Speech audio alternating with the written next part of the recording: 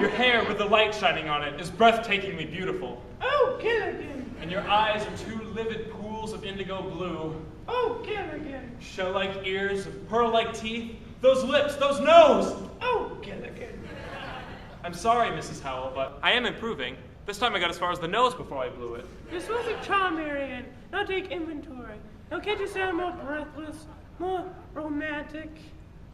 Marianne, you're peachy keen. You're supposed to sound romantic, Gilligan, not asthmatic. It's no good, huh? Let's see. Let's pattern you after somebody else. I've got it. Charles Boyer! How do I love thee? Let me count the ways. I love thee to the depths and breadth and height that my soul can reach. I feel silly. Must you hold my hand like that? Oh, I'm just trying to teach how to act, that's all. Oh, I know, but reciting poetry isn't my image. Isn't your image? Well, what exactly is your image, then? You know, I always thought myself to be the big outdoor type. Well, you are built like the Ponderosa. You know what I mean. I'm more of the strong, silent type. You know, I wanted to be a cowboy. Somewhere there breathes a horse that is happy that you are not. Come on, Mr. Howe. You know all the girls are crazy about Marshall Dillon. Well, come to think of it, they do favor the outdoor types, yes. Yeah, I like a man who talks about riding the reins and shootouts and bulldog and all that sort of thing. All right, Bronco Billy, head him off at the pass. You're on, partner. They went that over.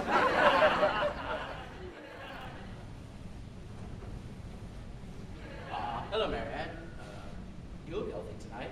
Oh, brother. That wasn't much like Cary Grant, was it? Wasn't even very much like General Grant. I'll never be able to learn this. Let me show you, Professor. Now, pretend that I'm Cary Grant. You? Yes.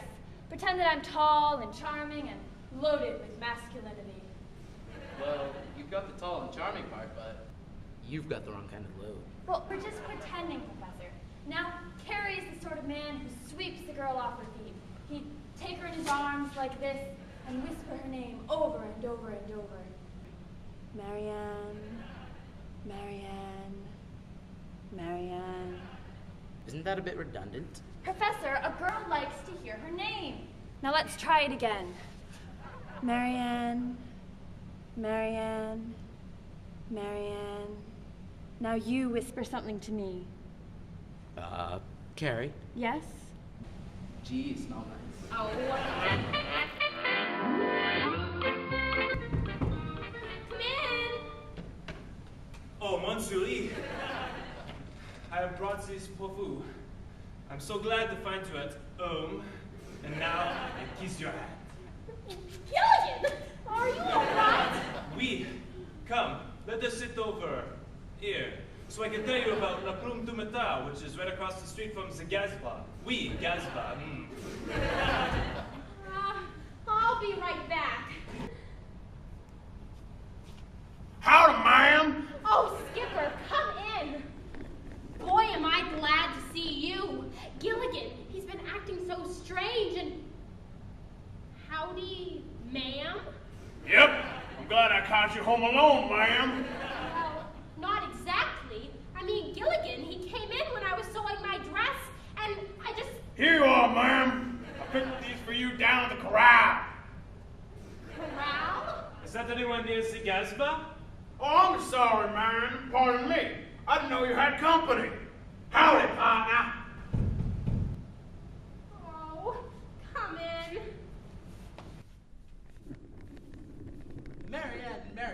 Marianne. Professor! Now wait just a minute. I've still got a few Mariannes left.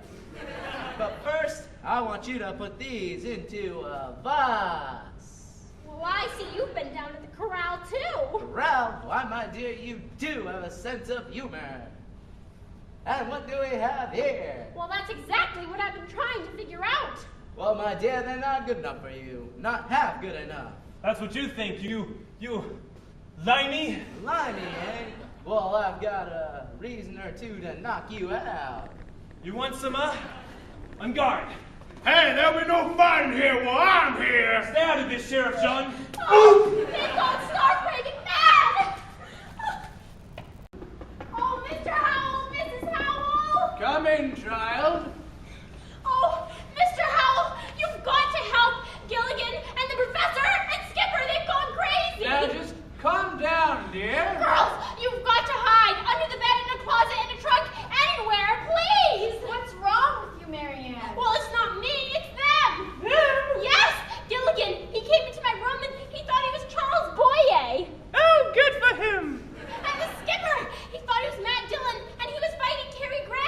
What a party. Next time you have a dream like that, send for me. Oh, Ginger, it wasn't a dream. Oh, they're just trying to make an impression on you, that's all. Well, they've impressed me, all right. They've impressed me right out of my wits. Well, you get back there right now. Without feminine influence, there's no telling what they'll do to each other. How long do we have to keep up this masquerade? Well, I'm not sure. A girl like Marianne, I'd give it about a week. Poor kid. Wish there was an easy way we could tell her. Same thing happened to a friend of my sister's. Oh? How long did it take her to get over it? She never recovered. Poor Marianne. Oh, the mushrooms. They were poisonous. No wonder they've been being so nice to me. They didn't want to tell me I was going to die. Oh! Young Dr. Young, on the advice of his father, the doctor, has told her the results of the X-ray. Doctor, please don't spare me. Tell me everything. How much longer do I have? A week, perhaps, maybe less. I will spend it alone. I will not burden others with my problems. That is wrong. Very wrong. You must seek out your friends, but be honest with them. And above all, be brave. I need to be as brave as you, Eileen Frobisher. 28, 29, 30, 31, 32, 30. Gilligan, you're not even trying. Well, hi, Gilligan. Hi, Skipper. Oh, hi, Marianne. Well, I just wanted to come over and thank you guys for last night. For last night. Yeah, I mean, I heard what you tried to do to cheer me up, and I appreciate it. Who told you? Well, no one told me. I overheard you guys talking with the professor. Well, that's wonderful, Marianne. You're quite a girl for taking it so calmly. Yeah, we thought you would cry and start defeating everything. Well, I'm trying to be brave. That's a good girl. Might as well make the best of it. Huh? Yeah, I mean, it will all be over in a little while.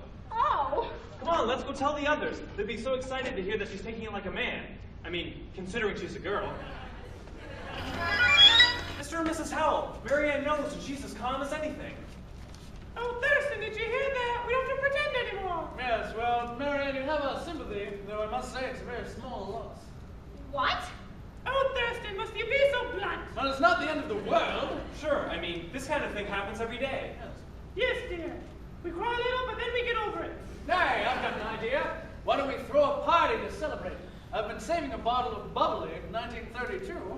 How can you be so callous? How can you think of a party at a time like this? Oh, whatever is the matter with that poor little girl? I do admit 1932 was a bad year, but to get hysterical over it, probably cries over a bad grade too,